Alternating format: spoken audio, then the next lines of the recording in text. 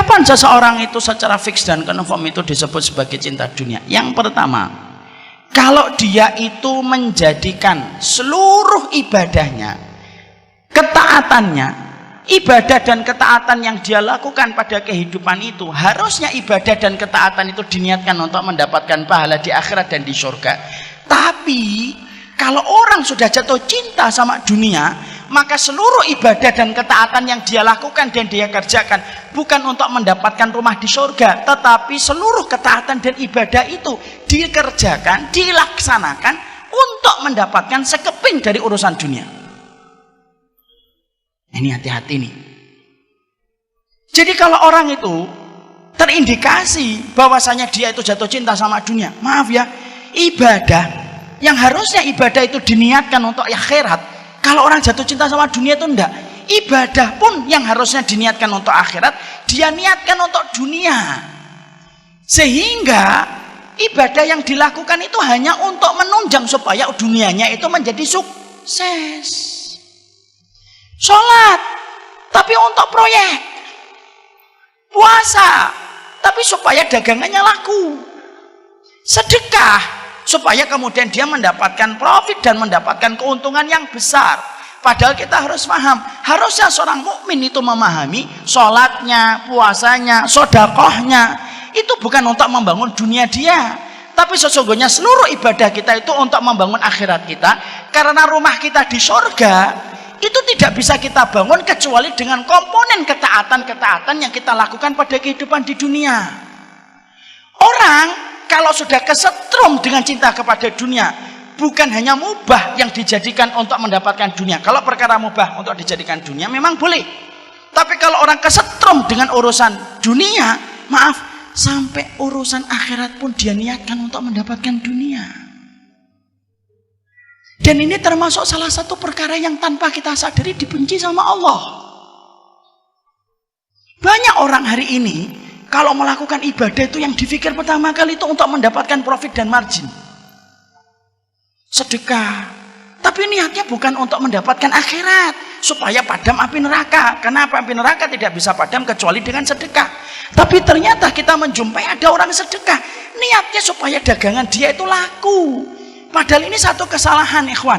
Maaf ya, Allah itu membagi dunia kepada kita itu bukan berdasarkan ibadah, tapi Allah itu membagi dunia dalam kehidupan kita berdasarkan takdir yang ditetapkan oleh Allah 50.000 tahun sebelum Allah menciptakan langit dan bumi. Kalau Allah itu membagi dunia kepada kita berdasarkan ibadah kita, satu, para sahabat itu tidak ada yang miskin dan para sahabat tidak ada yang fakir. Padahal faktanya mu'dhamus sahabati fuqara. Padahal faktanya rata-rata para sahabat itu miskin, padahal mereka ibadahnya lebih tinggi daripada ibadah kita.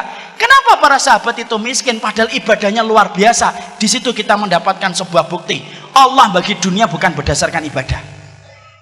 Yang kedua, kalau Allah itu membagikan dunia kepada kita berdasarkan harta, berdasarkan ibadah, berarti orang-orang yang tidak beriman itu harusnya tidak punya duit. Orang yang tidak beriman, yang tidak pernah dzikir pagi, dzikir petang, apalagi datang ke kajian kayak gini, harusnya tinggalnya mereka di bawah jembatan. Tapi kenapa banyak orang kafir yang tidak beriman? Mereka hartanya lebih banyak daripada kita, mobilnya lebih bagus daripada kita, motornya lebih bagus daripada kita, kemana-mana pakai jet pribadi, kita pakai pesawat itu pun yang ekonomi, yang bagasinya bayar sendiri lagi, ya kan? Kalau memang dunia itu dibagi berdasarkan ibadah, harusnya mereka itu lebih miskin daripada kita. Tapi kenapa kita menjumpai orang yang tidak beriman?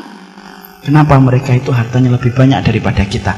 Di situ kita menjumpai bahwasanya Allah itu membagikan dunia bukan berdasarkan ibadah, tapi berdasarkan takaran takdir. Jadi maaf ya ikhwan ya, saya ingin membuka sebentar. Antum namanya siapa, akhi? Asmaun, Masya Allah. Umur berapa, akhi? 19 tahun. Kalau Asmaun ini antum ditakdirkan mendapatkan rezeki 10 miliar, walaupun antum jarang tahajud, kira-kira 10 miliar datang atau tidak datang? Apa? Datang atau tidak datang? Insya Allah datang dan tidak Datang atau tidak? Insya Allah datang. Umar minta, kalau saya ditakdirkan mendapatkan uang 50 miliar, kalau saya jarang sholat duha, kira-kira 50 miliar itu saya dapatkan atau tidak saya dapatkan? Mendapatkan. Jadi ternyata sholat duhanya kita itu tidak ada kaitannya dengan dunia. Urusan tahajud kita itu tidak ada kaitannya dengan materi. Tapi ternyata urusan akhirat kita itu ditopang dengan ibadah kita di dunia ini untuk mendapatkan akhirat.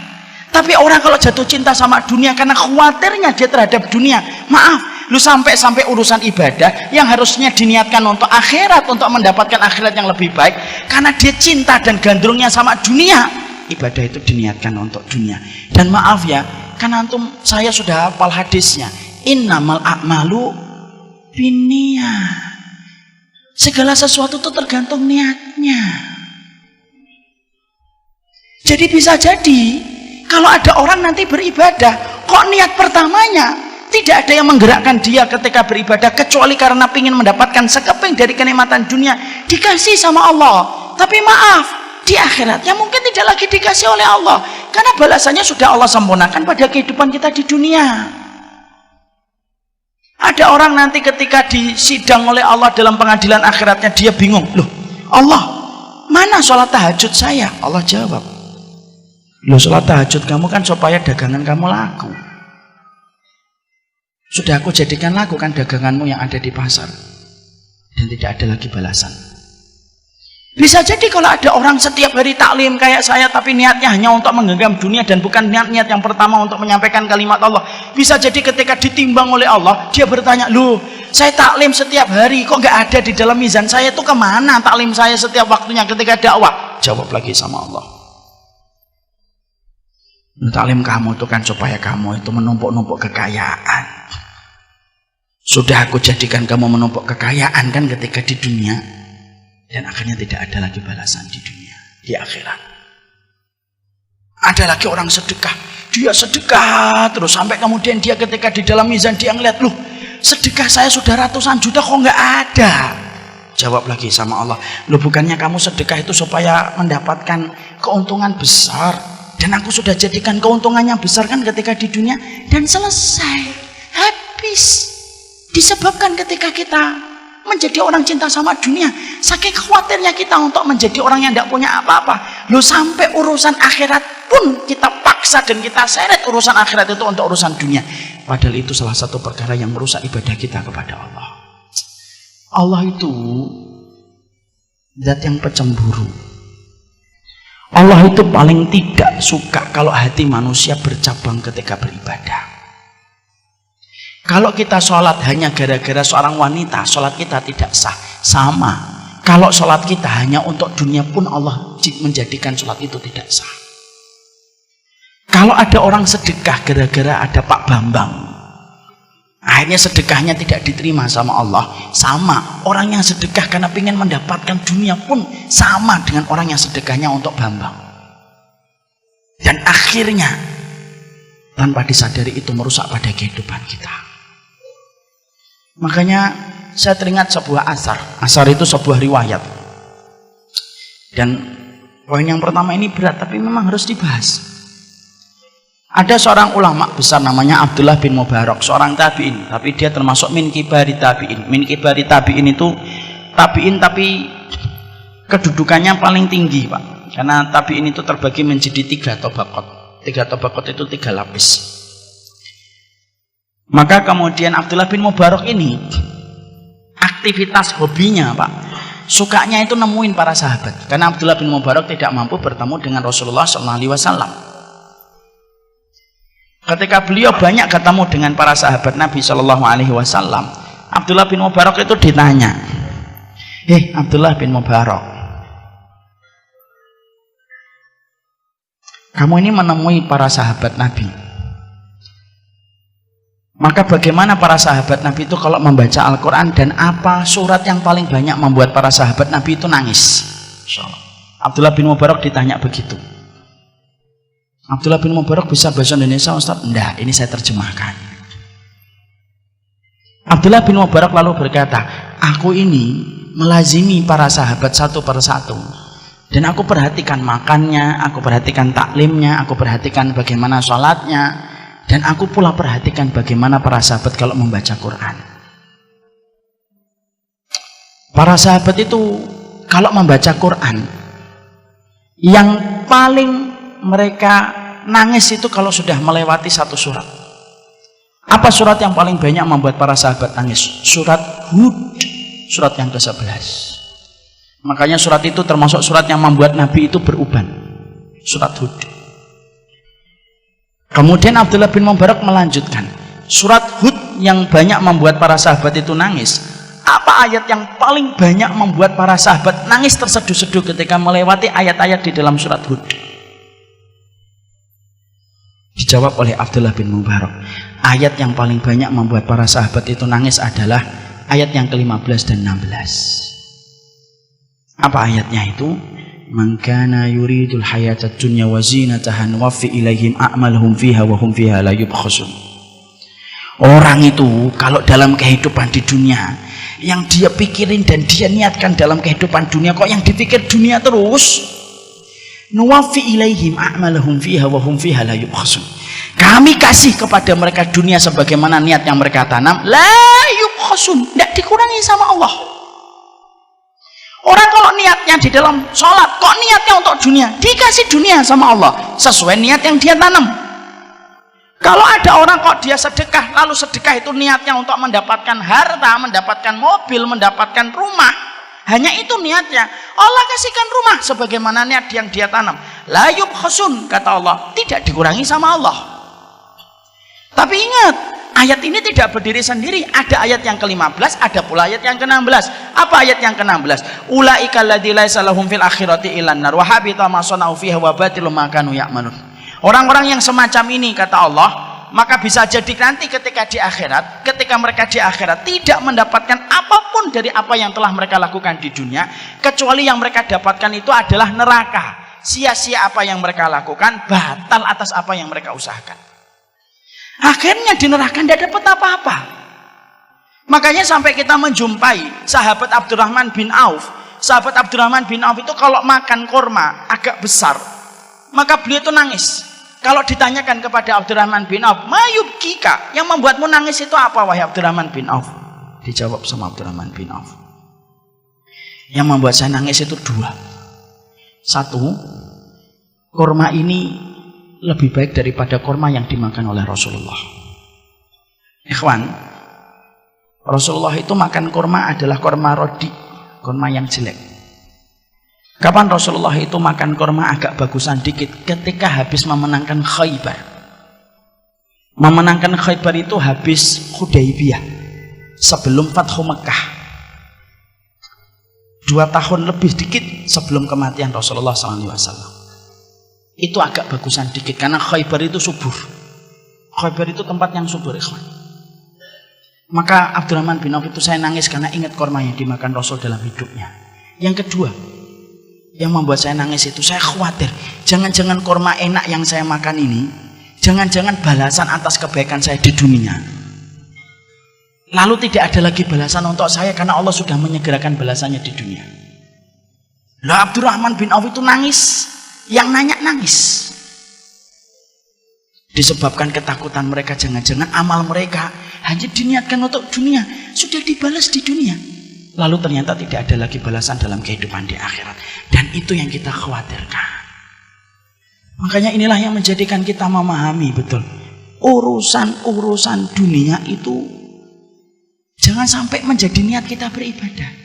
Dan maaf ikhwan, kalaupun antum beribadahnya sudah karena akhirat, Allah pasti akan mudahkan antum untuk mendapatkan dunia. Kenapa? Akhirat kalau sudah beres, apalagi cuma dunia. Karena akhirat itu harganya mahal dan tidak ternilai harganya. Apalagi dunia, semahal-mahal dunia itu masih bisa kesebut harga. Jadi kalau orang itu ibadahnya sudah karena akhirat, pasti Allah akan berikan kepadanya dunia, dimudahkan oleh Allah. Dan itu kecil bagi Allah. Makanya inilah yang menjadikan kita mikir, ya Allah, jangan-jangan kita itu selama ini ibadah tapi cita rasanya cita rasa dunia. Sholat, rajin, tapi untuk dunia.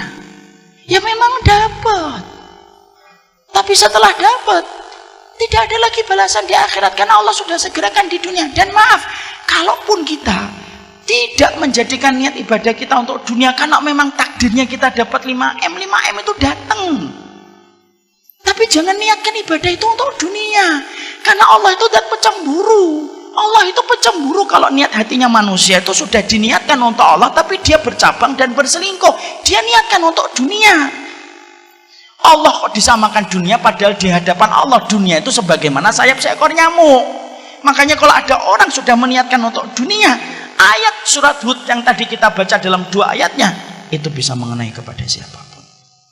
Maaf ya, dakwah ketika jadi ustadz itu yang paling susah itu bukan menghafalkan ayat, enggak. Bukan ketika menghafalkan hadis, enggak. Dakwah itu yang paling berat itu apa? Bagaimana menjaga niat supaya terjaga hanya semata-mata karena Allah. Jadi kalau ada ustadz kok tiba-tiba pengen libur, antum harus paham. Mungkin ustadznya lagi susah jaga niatnya. Karena dakwah itu tidak segampang yang terlihat. Ada kesulitan menjaga niat. Ada proses yang berat bagaimana apa yang dari hati sampai ke hati. Ada konsekuensi atas apa yang telah terucap. Itu dakwah. Dan ternyata kalau salah, tergelincir dalam masalah niat, berabi, selesai. Ustadz, kenapa sih kita membicarakan niat itu sampai sedetail ini, Ustadz? Loh, karena kita punya Allah yang paling detail ketika mengerti masalah niat. Kalau kita tidak punya Allah yang tidak detail melihat niat, mungkin kita tidak perlu membicarakan niat sampai sedetail ini. Tapi karena kita punya Allah yang dalam sujud kita, rukuk kita, Allah itu zat yang paling detail kalau sudah membicarakan tentang masalah hati dan niatnya. Makanya keplesetnya kita dalam niat itu lebih parah daripada keplesetnya kelamin. Keplesetnya kita dalam niat itu lebih parah daripada keplesetnya kaki kita. Dan itu yang kita khawatirkan. Cinta dunia itu yang pertama. Semua urusan-urusan ibadah pun akan dibawa untuk mendapatkan dunia. Sekolah yang harusnya untuk akhirat diniatkan untuk dapat dunia itu juga tidak boleh. Makanya kita akan dapetin ada satu hadis. Man ta'allamal ilma yubtagha bihi wajhullah la yata'allamuhu illa liyusiba arada minad dunya lam yaridu ahyatal jannah. Ada orang kalau dia mencari dunianya, mencari ilmu diniatkan untuk dunia, dan harusnya ilmu yang dia cari itu diniatkan untuk mencari wajahnya Allah, kok dia niatkan untuk dunia, maka dia tidak akan mencium baunya surga. Saking dalamnya Allah membenamkan ia ke dalam pelukan api neraka. Makanya kalau kita tobat tuh jangan hanya tobat dari khamar. Kalau tobat itu bukan hanya tobat dari kita pernah bentak orang tua. Jangan itu saja. Tapi salah satu tobat kita adalah, ya Allah, kalau ada ibadah saya yang saya lakukan karena dunia, sadar atau tidak sadar, ampuni kami ya Allah. Allahumma inni a'udzubika an usyrika bika syai'an a'lamuhu wa astaghfiruka lima la a'lamuhu. Dan itulah yang pertama. Makanya orang kalau jatuh cinta sama dunia itu semuanya ditakar untuk dunia. Dan itu tidak betul. Ustadz, mungkin nanti ada yang bertanya. Nah, sebelum ada yang bertanya saya jawab duluan. Ustadz, kalau saya meminta dunia emang tidak boleh? Nah, kalau berdoa boleh. Karena kita kalau punya hajat siapa yang kita minta kalau bukan Allah? Sampai urusan garam yang tumpah minta gantinya sama Allah. Kalau doa minta dunia boleh. Yang tidak boleh itu ketika kita meniatkan ibadah selain permintaan, tapi yang mendorong kita beribadah itu bukan karena Allah, tetapi karena untuk mendapatkan sekeping dari kenikmatan dunia. Ada bapak-bapak saya tanya, saya harus sholat duha Ustaz. Sholat duha itu sunnah Pak, tapi kalau bagi saya hampir-hampir mewajibkan. Loh kok gitu Pak? Iya, karena nanti dagangan saya jadi tidak ada apa-apanya kalau saya tidak sholat duha. Bingung saya. Padahal sholat duha itu kan untuk apa sih fungsinya sholat duha? Fungsinya sholat duha itu ngasih sedekah kepada 360 ruas tulang kita yang butuh disedekahin, dan sedekah itu dicukupi dengan kita sholat duha 2 rakaat. Makanya saya agak kurang sependapat. Kalau ada orang sholat duha yang pernah saya jumpai itu, sholat duha itu menghadapnya ke Ka'bah, ke barat, ke kiblat, setelah itu ke kanan, kemudian ke belakang, kemudian ke sebelah kiri, balik lagi ke depan. Saya tanya, kenapa harus gitu? Untuk menjaring dunia dari 4 arah mata angin. Masya Allah. Bingung saya. Muter aja sekalian kalau kayak gitu. Padahal kan duha itu kan karena kita pengen ngasih sedekah sama ruas tulang kita. Makanya habis ini, saya tidak ngerti Ustaz. Moga-moga kita habis ini meminta ampunan kepada Allah.